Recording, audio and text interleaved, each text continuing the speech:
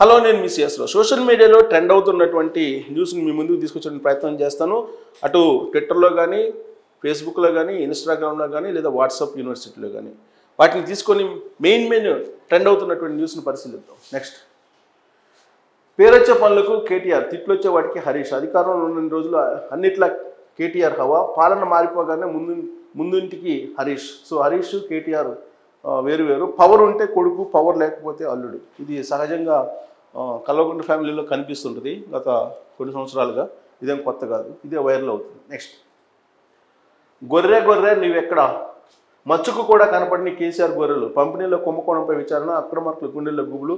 Already దీని మీద enquiry చేశారు, ఎంక్వైరీ నడుస్తుంది. బహుశా నేను అనుకుంటే మాజీ మంత్రి శ్రీనివాస్ యాదవ్కి మెడకు చుట్టుకునేటువంటి అవకాశం ఉంది. నెక్స్ట్, సో చంద్రబాబుకి రాజకీయ ప్రత్యర్థులు ఉంటారేమో కానీ ఆయన ఆలోచనలకు మాత్రం ఎవరైనా సలాం కొట్టాల్సింది. ఇది కేటీఆర్ ఇచ్చినటువంటి స్టేట్మెంట్. ఎక్కడ ఆయన అధికారంలో ఉన్నప్పుడు, కేటీఆర్ మంత్రిగా ఉన్నప్పుడు పారిశ్రామికవేత్తల సదస్సులో పరిశ్రమలు రావాలని చెప్పి ఒక ప్రసంగం ఇచ్చాడు. దాంట్లో ఇచ్చినటువంటి స్టేట్మెంట్ చంద్రబాబు నాయుడు గురించి. చంద్రబాబుకి రాజకీయ ప్రత్యర్థులు ఉంటారేమో కానీ ఆయన ఆలోచనలకు మాత్రం ఎవరైనా సలాం కొట్టాల్సిందే అంటూ కేటీఆర్ ప్రశంసించారు చంద్రబాబు నాయుడు ఆలోచనల గురించి. సో రాజకీయంగా ఆయన ఎన్నో విమర్శించవచ్చు, ప్రత్యర్థులు కూడా ఉండొచ్చు, కానీ ఆయన విజన్ కానీ అభివృద్ధికి సంబంధించిన ఆలోచనలు కానీ ఎవరు తప్పుపట్టలేరు అనేది కేటీఆర్ స్టేట్మెంట్. అది ఇప్పుడు వైరల్ అవుతుంది. నెక్స్ట్, సీఎంఆర్ఎఫ్లో 150 కోట్ల గాయబ్, చెక్కుల జారీలో గోల్మాల్. 2018 అసెంబ్లీ, 2019 ఎంపీ ఎన్నికల నోటిఫికేషన్ టైంలో సో దరఖాస్తులకు ఆసుపత్రి బిల్లు అటాచ్ చేయకుండా సాయం. ఆ డబ్బులన్నీ బీఆర్ఎస్ నేతలకు వెళ్ళినట్టు అనుమానం. సీఎంఓకు ఆధారాలతో సహా అందిన ఫిర్యాదులు, దరఖాస్తులు క్లియర్ చేసింది ఎవరు, దాన్ని అనుకున్నది ఎవరు, ఫోకస్ పెట్టిన సర్కార్, ఆరా తీస్తున్న ఆఫీసులు. ఒక్కొక్కటిగా కుంభకోణాలు బయటకు వస్తున్నాయి. ఇప్పుడు బీఆర్ఎస్ ఇది కాంగ్రెస్ పార్టీ అధికారంలోకి వచ్చి 3 నెలలు కాలేదు, దాదాపు 30 కుంభకోణాలు బయటకు వచ్చింది. నెక్స్ట్, దొరలు దొంగలయ్యే, రాష్ట్రం దోపిడీ పాలయ్యే, పదవి నాకే శాశ్వతం, ఇక నేనేం చేసినా తేలుతుందని దొరికిన కాడికల్లా దోచి రాష్ట్రాన్ని కోలుకోలేని దెబ్బతీసి దొరికిపోయిన దొంగలాగా ఇప్పుడు అసెంబ్లీకి రాకుండా ఆడా ఈడా తిరిగితే కర్మ వదిలిపెడుతుందా. సో తెల్లారిందో ఈ మామ కేసీఆర్ అంటూ ఒక సెటైర్ వేస్తూ ఆయన ఈ మొత్తం కుంభకోణాల గురించి ప్రస్తావిస్తూ ఉన్నారు. బట్ కేసీఆర్ మాత్రం ఢిల్లీ వెళ్తున్నారు. ఢిల్లీ వెళ్ళి ఏదో ఒక రకంగా బీజేపీ తోటి కొంచెం కలిసిపోవాలని, ఈ కుంభకోణాలన్నింటినీ తప్పుకోవడానికి. నెక్స్ట్, సో బీఆర్ఎస్ మెట్రో పిల్లర్ల యాడ్స్ స్కామ్. ఇదొక స్కామ్ వచ్చింది మళ్ళీ కొత్తగా. ఎల్ఎన్టీ మెట్రో నుండి 11,000 ఒక్కొక్క పిల్లర్ మీద యాడ్స్ కొరకు కేటీఆర్ అంచెడి లీజ్ తీసుకొని అదే పిల్లర్ను 50,000కి ఇచ్చాడు. ఇది పెద్ద కుంభకోణం ఉంది. 11,000కి తీసుకొని 50,000కి ఈ మెట్రో పిల్లర్ని ఇచ్చారు. ఇది ఒక పెద్ద కుంభకోణం, దీన్ని కూడా బయటకు దిగిపోతుంది. ఇది మరి సరికొత్త కుంభకోణం. నెక్స్ట్, మేడిగడ్డ మనకు ఆందోళన. కాళేశ్వరం మేడిగడ్డ కట్టింది మేఘా కృష్ణారెడ్డి. ఏరి కోరి పోలవరం మచిలీపట్నం పోర్టు అప్పగించిన జగన్. మేడిగడ్డలో వాడిన సిమెంటే పోలవరంలో కూడా వాడుతున్న మేఘా. ఇది ఇంపార్టెంట్ న్యూస్ ఇది. ఎందుకంటే వాళ్ళ సిమెంట్ సొంత సిమెంట్ వాడుతున్నారు. మేడిగడ్డలో వాడారు, ఇప్పుడేమో పోలవరంలో కూడా వాడుతున్నారు. అంటే దాని అర్థం ఏంటి? కాళేశ్వరం దెబ్బతింది, ఇప్పుడు నెక్స్ట్ పోలవరం కాసుకొని ఉంది, సిమెంట్ మాత్రం సొంత సిమెంట్ వాడారని చెప్పి సెటరిక్గా వేస్తూ ఈ పోస్టర్ వైరల్ అవుతుంది. నెక్స్ట్, సో బీజేపీతో పొత్తు, ఢిల్లీకి కేసీఆర్. ఇంకంతకు మించిన మార్గం లేదు కేసీఆర్కి. ఇప్పుడు ఆయన పార్టీని మనుగడ సాగించాలన్నా, ఆయన పార్టీ ఉండాలన్నా, లేదా కేసీఆర్ జైలుకి వెళ్లకుండా ఉండాలన్నా ఇంతకు మించిన మార్గం లేదు. అందుకే ఆయన ఢిల్లీ వెళ్తున్నాడు. బట్ అక్కడ అపాయింట్మెంట్ మాత్రం ఎక్కడా ఫిక్స్ కాలేదు. నెక్స్ట్, హస్తం గుటికి ఈటల రాజేంద్ర. సో బీజేపీ నేత ఈటల రాజేంద్ర పార్టీ మారే అవకాశం ఉందని తెలుస్తుంది. కాంగ్రెస్ నేతలు మైనంపల్లి హనుమంతరావు, పట్నం మహేందర్ రెడ్డితో ఆయన భేటీ అయ్యారు. ఈ క్రమంలోనే పార్టీ మారతారని చర్చ నడుస్తుంది. ఈటల కాంగ్రెస్లో చేరి కరీంనగర్ నుంచి ఎంపీగా పోటీ చేయనున్నట్లు హస్తం వర్గాలు చెబుతున్నాయి. కాగా ఇటీవల జరిగిన అసెంబ్లీ ఎన్నికల్లో ఈటల పోటీ చేసిన 2 స్థానాల్లో ఓడిపోయిన సంగతి తెలిసిందే. ఈ ఫోటో లేటెస్ట్గా ఓల్డ్గా మొత్తం మీద అయితే ఫోటో మాత్రం కనిపిస్తూ ఉంది. ఈటల రాజేంద్ర కాంగ్రెస్లోకి వెళ్తాడని చెప్పేసి అసెంబ్లీ ఎన్నికల ముందు నుంచి వినిపిస్తుంది.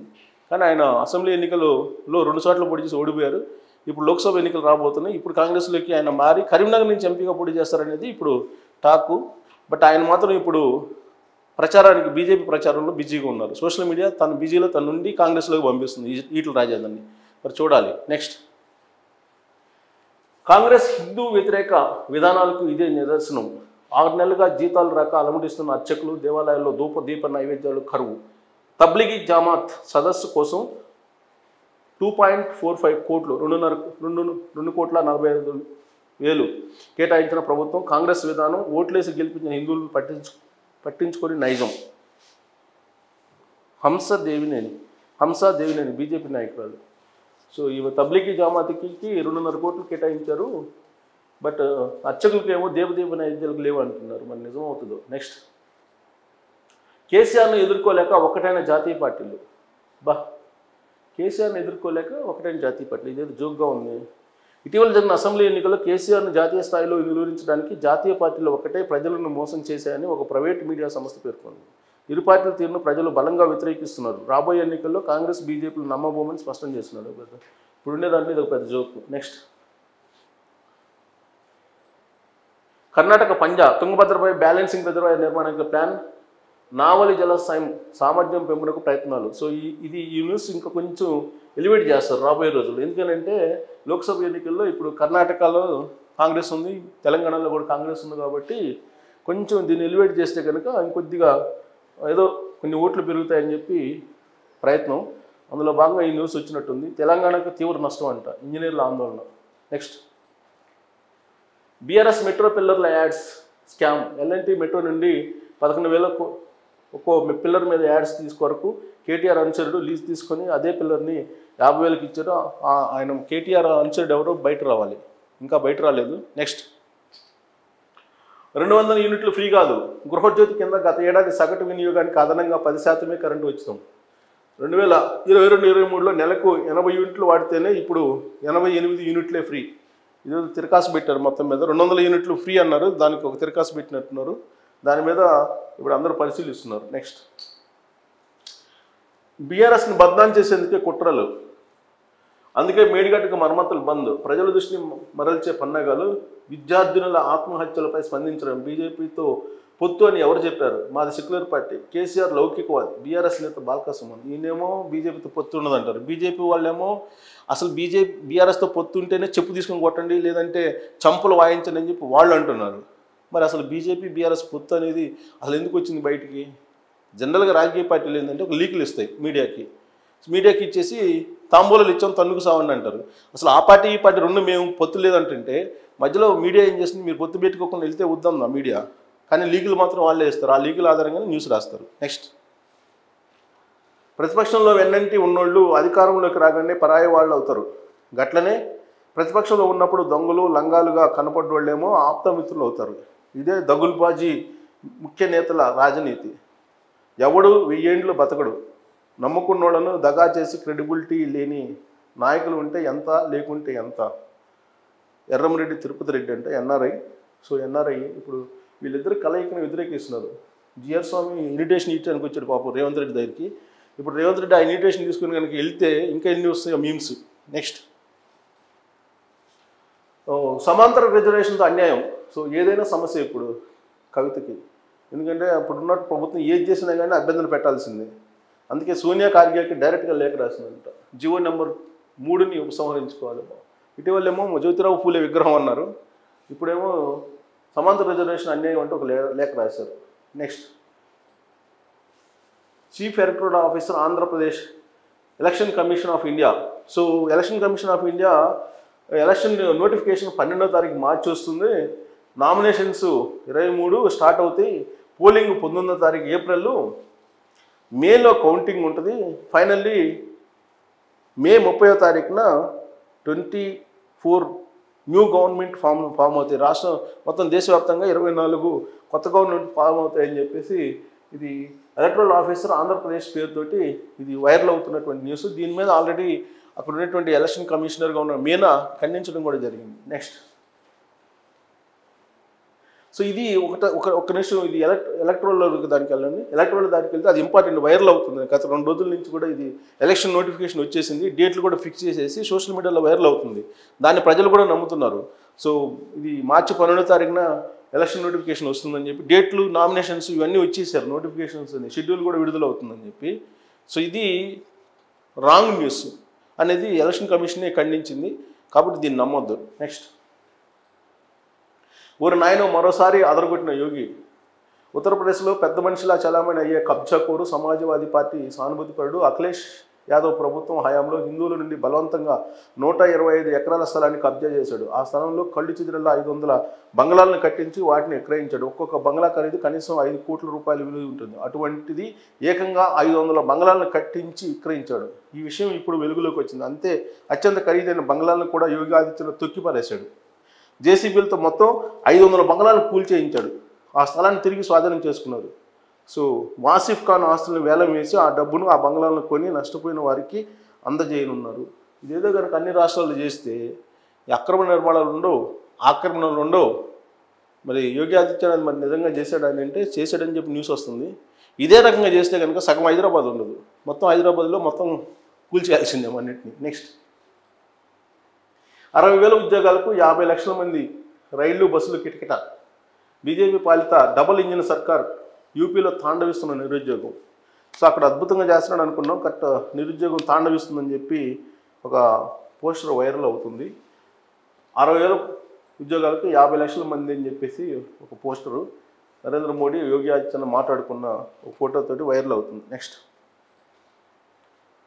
సో బూటకపు రైతాంగ పోరాటం యొక్క అసలు రూపం బట్టబయలైంది. మోడీ పాపులారిటీ గ్రాఫ్ చాలా ఎక్కువ. ఎన్నికలకు మరికొద్ది రోజుల సమయం ఉంది. మనం ఆ గ్రాఫ్ను తగ్గించాలి. మోడీ ప్రదర్శన తగ్గించడానికి ఇది ఎల్లప్పుడూ ఉన్న ఒక అవకాశం. రైతు నాయకుడు జగ్జిత్ సింగ్ ధల్లేవాలా. ఇప్పుడు చెప్పండి, వీళ్ళు అసలు రైతులా?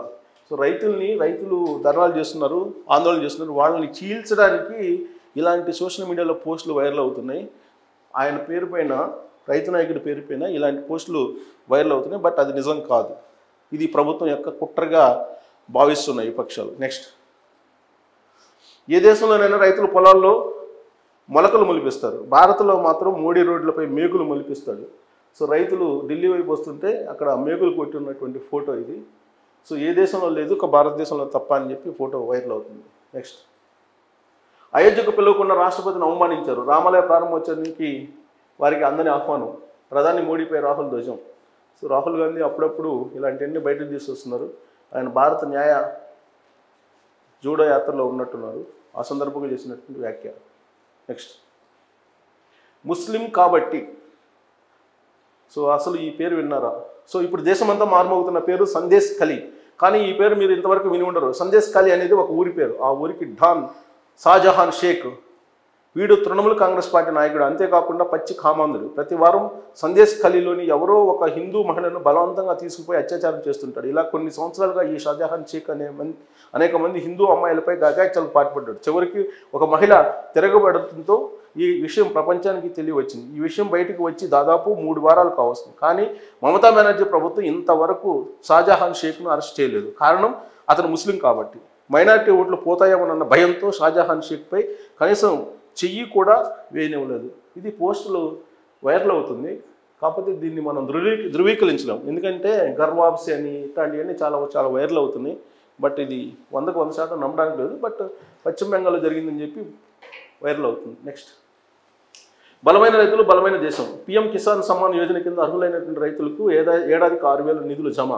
పీఎం కిసాన్ పథకం రూపంలో 11 కోట్లకు పైగా రైతులకు 2,80,000 కోట్ల నిధులు జమ. కనీసం 50% రాబడి గ్యారంటీ ఉండేలా 22 పంటల ఎంఎస్పి పెంపు. సో ఈ ఉద్యమాన్ని పక్కదోవ పట్టించే స్టేట్మెంట్ లాగా కనిపిస్తుంది. నెక్స్ట్ ఇవి సోషల్ మీడియాలో వైరల్ అవుతున్నటువంటి ప్రధానమైనటువంటి న్యూస్. సో ప్రధానమైన న్యూస్నే వాటి మీదనే మీకు చూపించడం జరిగింది. ఇప్పటివరకు ఉన్నటువంటి అవి. మరిన్ని న్యూస్తో రేపు కలుద్దాం. Thank you.